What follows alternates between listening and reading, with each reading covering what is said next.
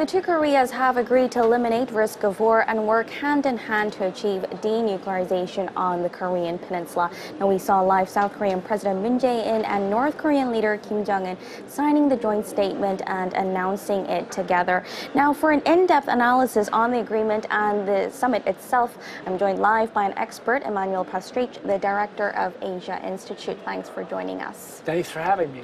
So the historic summit has come to an end. What was your overall view of the summit today?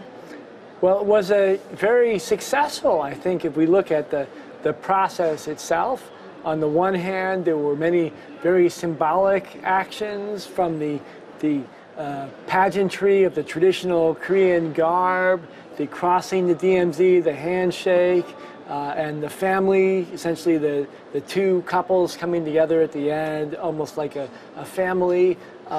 Very carefully choreographed, every action being symbolic in the sense the Asian concept of ritual, right, as reaffirming a relationship and stature.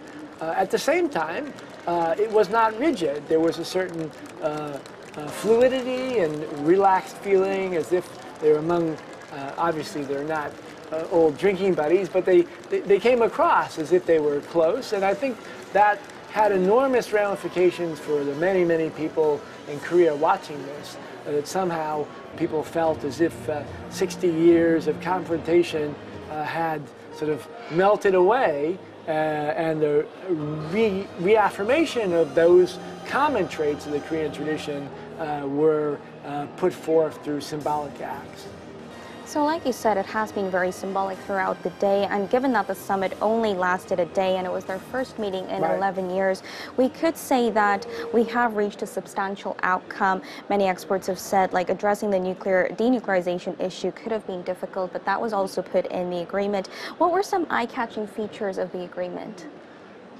Well, I think the statement essentially about conflict, to say that there shall be no conflict or hostility on the Korean Peninsula, was quite strong, right? And suggests, if you read it at face value, that essentially Koreans are no longer at war. They can now interact freely. Obviously, that's not a political or economic reality, but it sets I would say, almost unprecedented sort of a model to follow. Following up on that, of course, will be quite difficult, and there will be obviously domestically opposition and all sorts of complex aspects, especially when it comes to this sanctions regime. What does that mean? I mean, essentially, if you read this text, you would think there was no sanctions regime, and that basically everyone lives happily ever after. So there's going to have to be some sort of moderation between this very touching elegy, this beautiful statement here, and the nuts and bolts of what North Korea's status in the international community will be, and what its status relationship to South Korea will be, and also, of course, for the United States, Japan, and other powers in the region. And mind you, I don't want to add fuel to fire, but we have to read between the lines. We've been down this path before. Right. We've tried to denuclearize North Korea. Didn't happen. What's different this time around? How can we make a change? Right. Well, that's the ball is in our court, you might say. It is another opportunity. There's no denying that. Success is not guaranteed, and I think we have to follow up on all of the possibilities put forth. I think the Kaesong Liaison Office might be one place where a lot of effort can be made. The suggestion, if I read the statement correctly, was this is not just going back to the Kaesong Industrial Complex, the Kaesong Industrial Complex, in which South Korean firms invested and built factories, but actually some sort of broad liaison relationship between the two governments for cooperation. So if that's something which is significant, signifies large-scale collaboration, then it really could be transformative. However, there will come a certain point in which you run into the sanctions regime and all these other aspects in which you can no longer put it off. You have to that's South Korea and North Korea, but South Korea, of course, is the central player here, would have to say something like the sanctions regime must be modified. We have to move to some new paradigm. Do you see South Korea's stance on or approach towards North Korea changing in any way after today's summit?